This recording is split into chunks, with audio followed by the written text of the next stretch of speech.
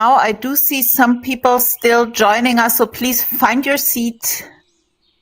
The session is about to start now here in AGOG house again. My name is Anne Seubert and I'm happy to welcome you to a special session. I'm glad to share the stage for this session and kind of promote the work of Felix Gaedtke and Gayatri Parameswaran. We are all the three from Berlin, or based in Berlin, which is fun because we never met. We never spoke before this session, so bear with us when we're going to improvise now.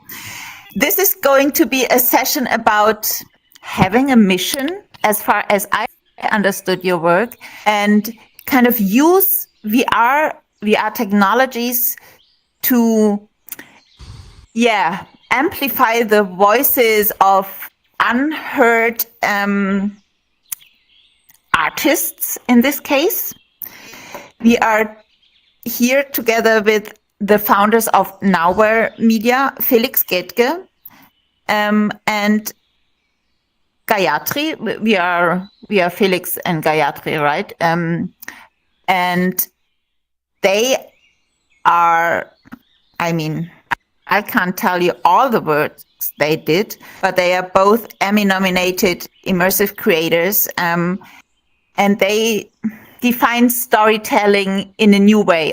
Or they're trying to explore new ways of storytelling, however you want to put it. And we're going to feature on one of their works. The title you all read already, You Destroy, We Create. And I think before we start talking, let's have a look into this project. And in German we say, Mats ab, Markus.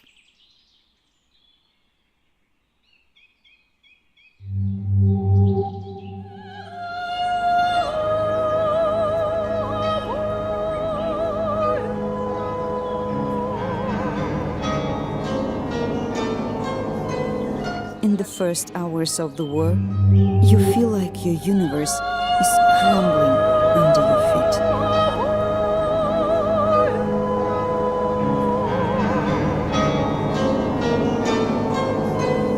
In the first hours of the war, you feel like your universe is crumbling under your feet.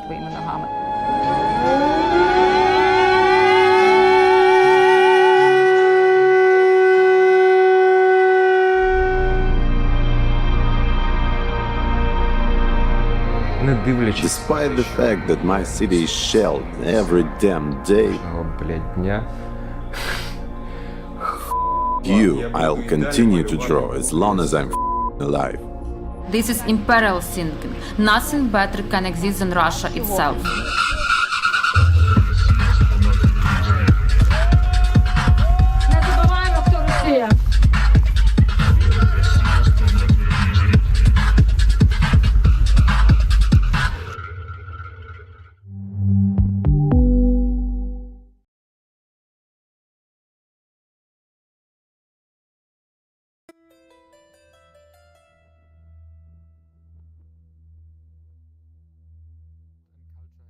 Targeted in the war, specifically targeted, but also more broadly how the cultural and artistic scene has been reacting. And it was almost 2 years ago now that we were there, and it was really great to see how the cultural and artistic scene has developed their own response to this most recent invasion. Yeah, it's a goosebump kind of project, I have to say, when I got in touch with it first. Gayatri, what is this mission? Why are you doing what you're doing? Maybe to go back to perhaps February 2022, a lot of us, here in Berlin were also watching what was happening on our screens. Like there was, it's one of these conflicts and wars that has been broadcast live on our smartphones. And when we started thinking about what we may be able to do and how we may be able to cover this war, and just as a background, Felix and I, we both come from a background in journalism, specifically in war and conflict reporting. So this is what we've been trained to do. And so when we sat here in Berlin, glued to our screens, whether they were, larger screens or smaller screens on our hands, it became, clear that this is something that we felt we wanted to engage with. But how do we do it meaningfully when there is so much content that is being produced every minute and every second? And we have been working at Now Here, which is the production company we both co-run.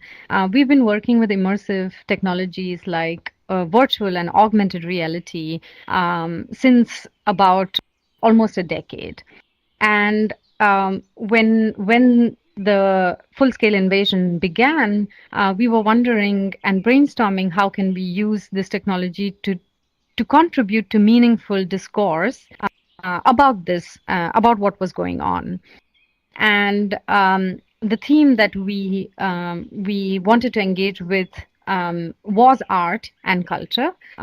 We did not want to bring back gory images of war and destruction alone to headsets. And we wanted to allow people to engage with the theme, still being sensitive to what virtual reality can do and how powerful the medium is. So how can we engage and expose audiences to something like this, a serious topic such as this, but at the same time being respectful? And that's how we thought of creating a 360 film in this case.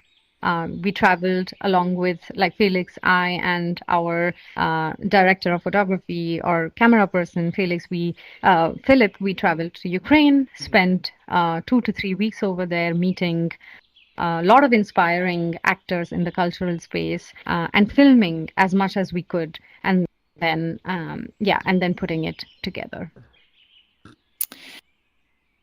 Before we maybe have a look into how you actually understand your kind of work and how you approach what you've just been telling us, because gladfully you did brought some behind the scenes and work in progress footage with you. Let me try to understand maybe a bit better this starting point again, where because for me it's not only about, as you say, this destructive power of war, but also a lot about power, about resilience, and maybe also about especially the power of art and culture in such a situation, in such a dreadful situation. Was this something you had in mind or something you discovered along the way? I think, partly we discovered it along the way, partly we had it in mind. I think for us, also working in the cultural space ourselves, and that being a space that feels very familiar to us, it felt like a very natural point of connection to that story, to also engage with people that work in that field. I mean, we have been, for example, teaching different documentary film workshops in Ukraine even prior to the invasion. So we had like some connections there to people in the cultural space already. And that was our first, when the full-scale invasion happened, our first point of contact to people within that space. But the importance of it is something that I always knew about in like a... I just see a black screen behind us. I see the You too? session screen. No, I see the session screen. So maybe then it's just me. Perfect. Then it doesn't matter. There it's back. I understand. And go ahead. No, I just wanted to say that the importance of arts and culture in a context like this was something that we became more and more aware while being there. I mean, there's, I mean, having covered several conflicts, there's really something true that it always brings the worst and the best out in people. So like people, some people really like raise to the occasion and maybe do things they wouldn't have expected of themselves either before. And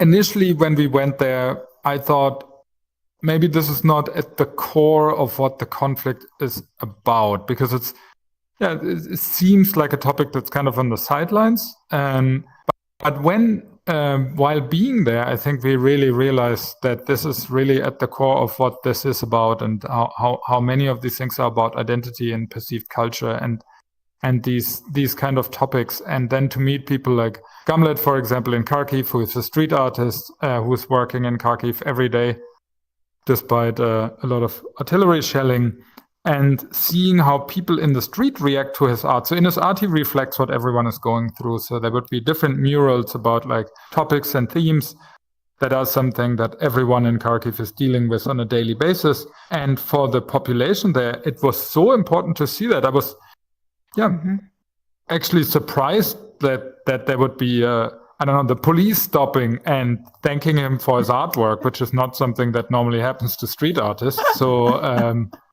so that was super interesting. Yeah, interesting. So you could feel the impact right away. And I can imagine that, I mean, both for us, we are not, with us, I mean, people that are not in Ukraine right now, those are the stories, the artists, the pictures we are not familiar to see. And so it does has an impact on us other than the pictures we are already used to. And on the other hand, as you just said, these artists have this stage where they can show off. So let's have a look into your work, which is not only special in the end, but also, as we just said, along the way, the process of how you come to the story. And you brought some footage with you, as we heard from Gayatri. You tried to film a lot. And maybe, let's just look into it. Yeah, so we actually traveled almost over 5,000 kilometers. There's no audio on the video, so I can talk over it.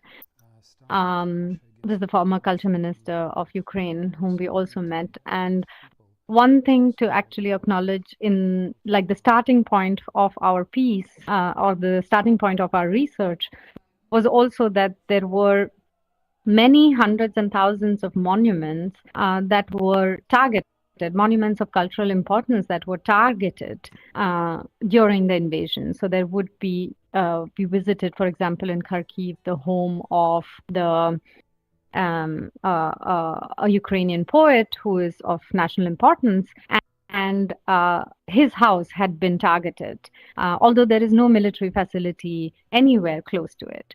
So one line of attack was really the, one line of attack was really these monuments of cultural importance that were being targeted. On the other hand, there were also a lot of artwork in museums, historical or even contemporary artwork that couldn't stay in museums anymore because these museums were also coming under attack. So a lot of the cultural spaces had to actually pack away their collections and bring them to a much safer place. So this was going on, so there were people who were very actively engaged in packing away works that have been around for centuries, packing them away safely and bringing them into a place that would keep them, that would store them safely. So this was kind of the...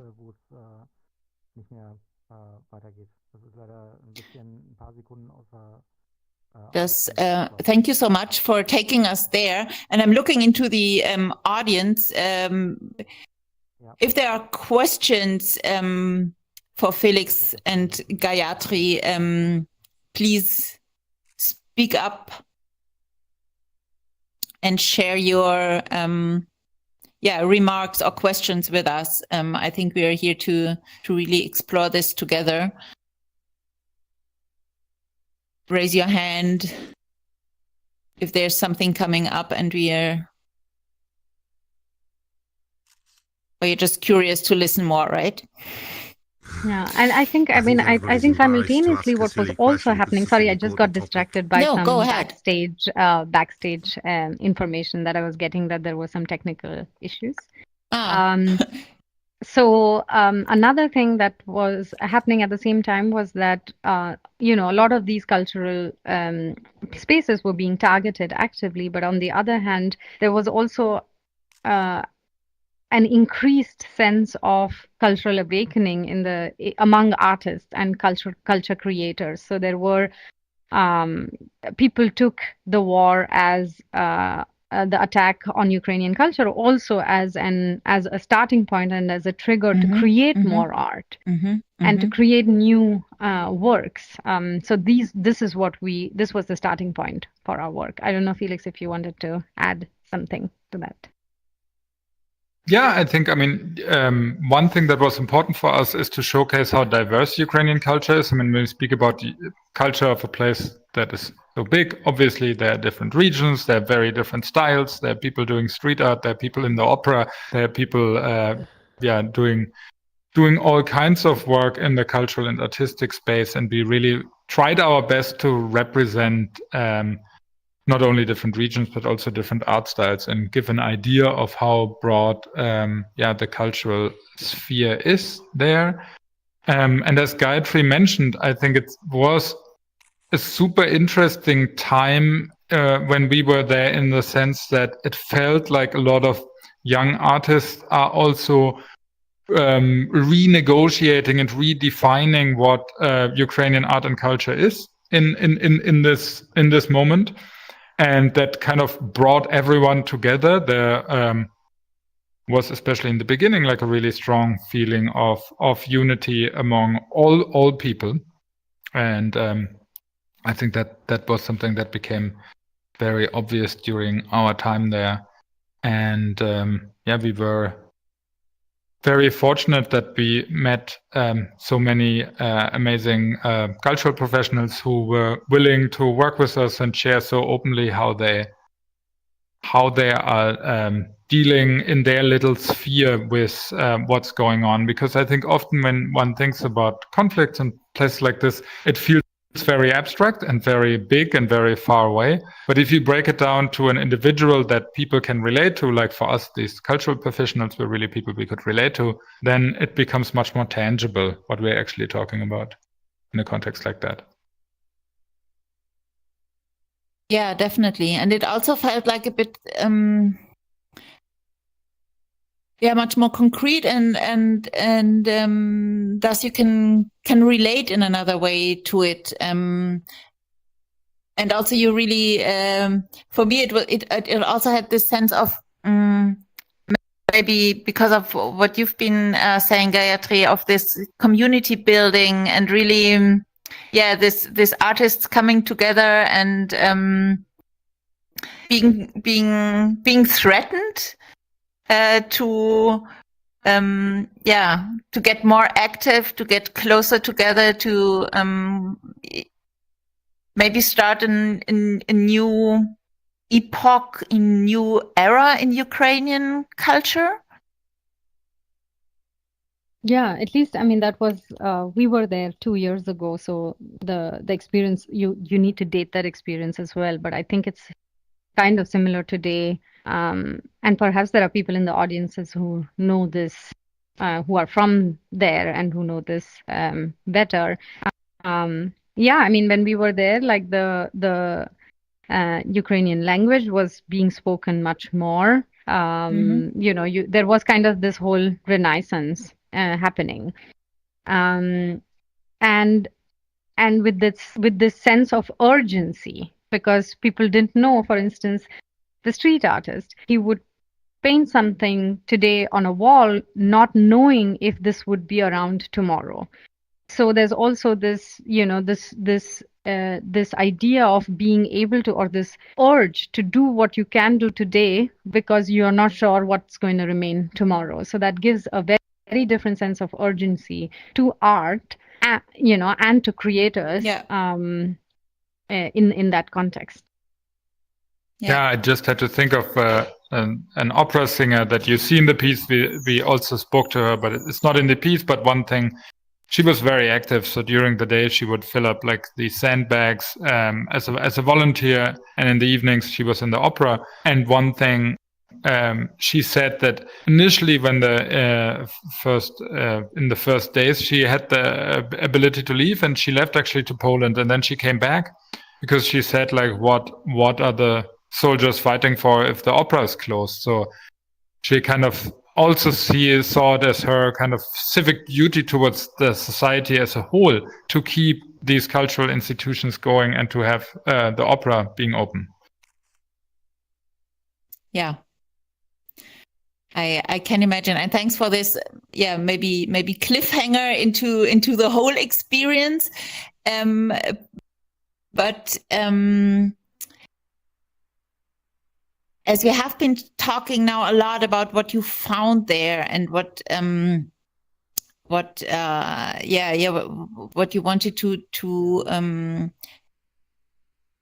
bring as stories out of Ukraine into the rest of the world. Of course, your background as journalists equipped you kind of with the technology and the how-to in a certain sense. And you brought some pictures with you as well about the technology you had to take there actually to create those images. Oh, I do have some background noise. You as well? Yes, I do hear some backstage chatter. But sure, yeah, Markus, you can play that video, wir hören then we dich. can... Markus, kannst du das andere Video abspielen? Yeah. I guess it's important to know that, like, from working in a hostile environment is quite different than making a film or a documentary that is not in a difficult space. And I think simple things like we had to prepare quite a lot in terms of not only in terms of the equipment that we were going to film with and be prepared in that sense, but also we had to always adapt to what was going on. So, for instance, in the time that we were there, and this is true for Ukrainians who live in Ukraine, is that there are so many air alarms and alerts in a day that we had to always interrupt our filming and then go to the basement or the nearest bomb shelter in order to take shelter. And then once the alarm was over, then we would come back up and continue filming. And these are the kind of disruptions, and this is just one of many such disruptions that are very specific to working in an area of conflict. Or active conflict. Another thing was that we were never sure where we might find the next power point, like the electricity to charge. So we had to kind of also build our own power cage or take a battery and along with us always in the car in order to be able to stay charged, for example, to continue filming. And of course, the people, the crew that was there has been, had to undergo hostile environment training in order to be prepared to work in an environment like that. And probably what was true to the artists, that you never knew if the scene you had in mind would be there tomorrow. Still was true for your work as well, right? So you had to really be fast. And adaptable. I mean, as I said before, we tried to have this wide variety of art and culture professionals that we would portray. And going there, it was we had like a list of maybe 10 or 12 different potential protagonists with whom we wanted to work. And then we kind of had to reshuffle them on the go because things happened and a lot of people were in very difficult situations. I don't know. We wanted, for example, to shoot with one ballet dancer who also volunteered, and then like some time before we were speaking with her, she had like a death in her family, and then it was clear that we couldn't do that and didn't want to work with her in that context. So then we had to replan and adapt accordingly. And I think we were very lucky to have a really good Ukrainian crew that helped us in replanning this on the go so many times. And that was especially challenging around Kharkiv. So it really, the areas in which you are really depend in terms of how difficult working is. I think if you in some places it's much easier, in some places much more difficult. And at the time especially when we were filming in Kharkiv, it was still like the Russian forces were on 3 sides of the city. There was quite a lot of artillery shelling, and a lot of people had left at the time from the city. So there was not so many people left in the place, which also made it super difficult in just like very practical things. Like you had these curfews in the evening after which you couldn't go out, then you needed food beforehand, and obviously there are not many restaurants open in a moment like that. So we got to really learn the menu of all Ukrainian gas stations. And Steep learning curve, yeah. Yes. How much time did you spend there all in? I mean, this time I think the production was 2-3 weeks, so it was very, very condensed because we knew that we wanted to come out very soon. Yes. So I must maybe say, initially we planned this. We wanted to do a 6-DOF experience, so not a 360 film, but then we realized the situation is changing so quickly that we like the timeline of working on something that 6 Degrees of Freedom is so much longer that we didn't know if it would be still relevant at the time it comes out. So that's why we decided then to go for a 360 film. And we had, we basically like started with the preparation in June and were shooting in August and were online in the store in November. So that was a very, very tight timeline that reduced the sleep of all the team members for a significant time. And maybe while we were watching some more pictures on what it means to be shooting in such a hostile environment, you could tell us a bit more about now we have been talking about street artists, but the cultural scene is so diverse in Ukraine. There was also, from what I saw, a very active club scene. Yeah, that's true. One of the storytellers or one of the protagonists of the piece is a musician and a DJ. And she started, I think, creating more music that was political for the club and for the techno scene as in the wake of the invasion, basically. And I think that was also something that was super inspiring for us to see, that there were a lot of youngsters who were coming together in these cultural spaces. Also, not to just give up on seeing the good things in life. As Felix said earlier, there is this idea of like, okay, we need to come together and celebrate the fact that we are alive, and celebrate the fact that things are still going on and we are still coping, and this is their way of being resilient.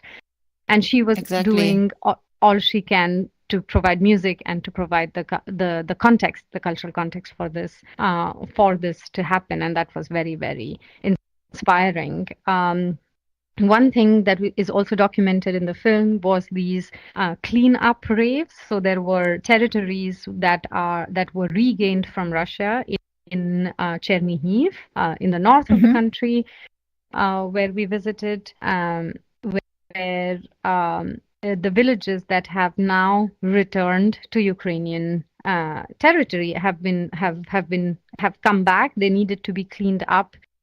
After the mine clearance had happened, there needs to be a lot of work and renovation and build up that needs to happen. And young people from the cities, especially Kyiv and other areas around, would arrive in these villages and volunteer to clean up these villages and to build these villages back up. And this was all happening then in a way that there is always music happening, and at the end of the day, everyone comes together to have a good dance party or to celebrate whatever they have achieved in the wake of all this destruction. So I think those are very moving scenes in the piece. Yes, and I think Heads up, you have 8 minutes left. Yeah, give us some more pictures, Marcus. We do have some more, right? Yeah, here you can see what we were working with. So we were shooting on the Insta Titan, and we also had this Canon double fisheye system with us, and obviously a DIT suitcase, and I mean a lot of different equipment.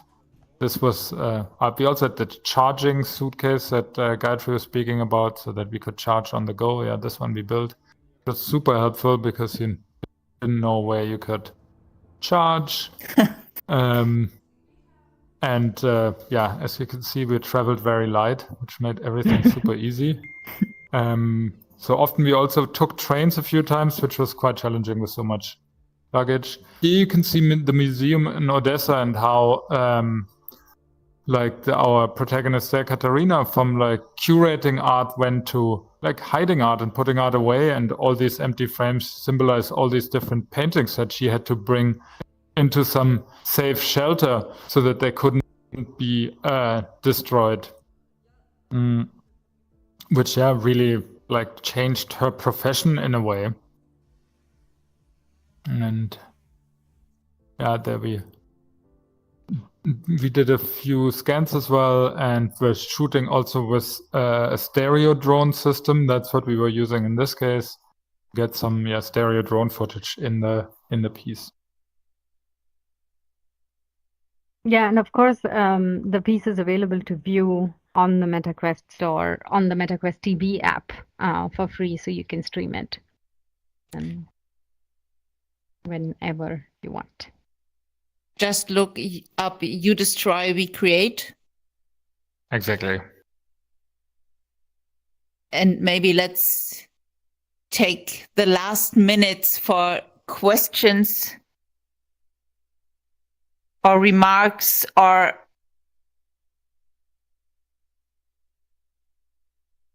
concretizations.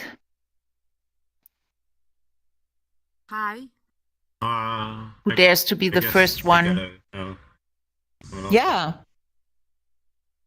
Can you hear How do me? you think this affects the just a real quick question? How do you think it affects the filming industry to this day? How do you think the filming and the photography industry has changed in war and Russia war? Thank you for that one. Who wants to answer? While Gayatri is trying to sit, I can try to answer. Teamwork. Exactly. So I think it's a very broad question how the film industry and all that has been influenced by the conflict. I think what we see more and more in conflicts, be it in Ukraine or also other places, that a lot of content is being created also by either ordinary people or soldiers or people who are not in the media professionals. And I think that shapes the way how we perceive a lot of these conflicts. And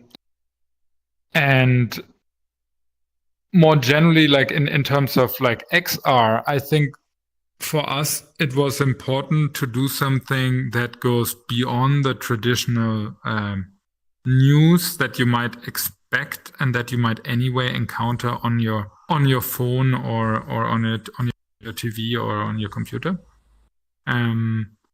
And this sense of immediacy is something that XR is good when it's about like having a personal connection to someone, a place and a space and people that you might not have otherwise. But yeah, overall, I think the way how we perceive media is changing rapidly, and it's also changing in the sense of conflicts, and that leads to a lot of different issues. I'm sure we could do a whole session about media policy in conflicts. This is just the first session. Felix, there will be many more. Yes, please. Can I just ask a question here, Thorsten? Here, just because how has your relation to the country, to the people, how has that evolved over time? So it's quite if I get it right, it has been quite some months and time since you have been there. Have you made kind of friendships, or what has happened since then? And you are not on the political scale and the war scale, but on your personal connections. Yeah, I think as Felix mentioned earlier, we already had some connections to Ukraine. One of we had with someone we went to university with. Actually, we went to the same master's program, and someone who was part of the group, part of the cohort, is Ukrainian. So we've been exchanging quite a lot with him. He came on board as an advisor on this project. All the people we have who have been featured in the piece, we keep texting them whenever the project gets showed somewhere or gets an award or a nomination. We always keep them in the loop, and we've been also curious about how they are doing, because some of them sometimes we don't hear from them for a really long time, and then we do get worried about what's going on. And also the team that we worked with, the producer on the Ukrainian side, we exchange quite a lot in terms of what's happening in the country, how are things in Kyiv, how are things for her.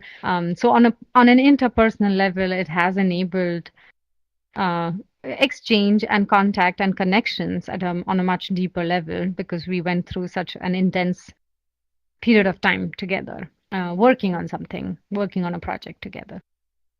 Thank you. Yeah, and I mean, thank you for this insights into your special kind of work. I'm really impressed how you kind of applied the power of immersive technology, of immersive storytelling onto your mission, onto your way of not only storytelling, but also journalism, onto your learning curve. We're learning with you a lot, and I can really invite everyone here, if you haven't done so before the session, of course, to look into You Destroy, We Create. But before we are closing this session, I of course want to know from Felix and Gayatri, on top of that, what do you want the audience, the people in the audience, to take with them from this session? And maybe if you can tell what is the next project of yours. Yeah, I mean, in terms of what people should take from the piece, I mean, people can take whatever they want, obviously, but I feel like one thing that we took from being there was this incredible spirit that people had, and that despite how difficult circumstances are to like pursue what you want to do and what you feel like doing, and that you have this artistic drive, is something that I find very inspiring. And I think that's something people can really take away, that no matter how dire the circumstances, or especially under dire circumstances, like that doesn't mean that one can't be creative and can't engage. And I think that's a message that I can very much resonate with the current zeitgeist, that Yes. Mm-hmm. Yeah. The next project that we are working on, there are multiple projects. We often work on multiple projects at the same time, in different stages.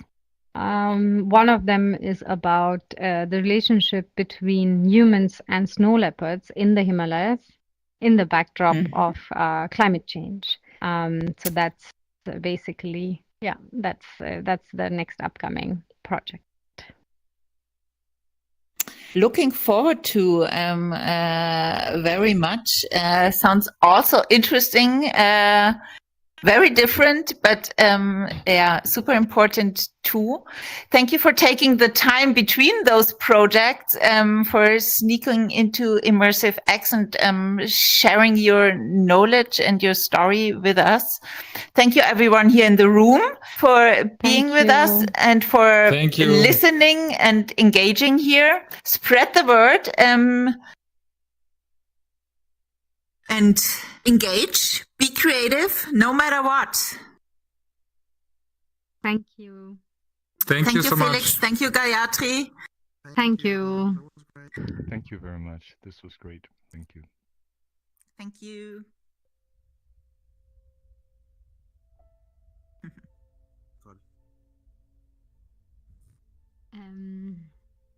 I have to get going, sadly. Yes, so please. I'm gonna leave you and head backstage and then out. Yes. Oh, Lufthansa jetzt? Ja, wir kommen zu dir, Thomas. Ich wollte mich nochmal bedanken.